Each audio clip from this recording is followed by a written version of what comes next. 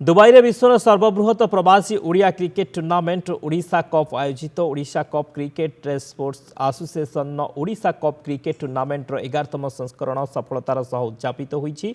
UAE Ajman 7 straight ground रे 2024 मसीहा September 29 तारिख आरंभ होई 2025 मसीहा जनवरी 19 तारिख पर्यंत चलीथिला। तबे चलित वर्ष ओडिशा कप रे समस्त एमिरेट्रु 18टी दल भाग नैथिले। कलिंग वारियर्स एवं साम 11 आजमान मध्य फाइनल मैच अनुष्ठित होता। प्रथम बैटिंग करी साम 11 आजमान 153 रन करथिला। दल पक्षरु इमरान खान चमत्कार प्रदर्शन करी 34 बॉल रे 75 रन योगदान करथिले। एहार पिछा करी कलिंग वारियर्स 17 ओभर रे 87 रन करी ऑल आउट हो जाइथिला। चमत्कार बैटिंग एवं बोलिंग पई Imran Khan man of the match और मैन ऑफ द सीरीज विवेचित होइथिले।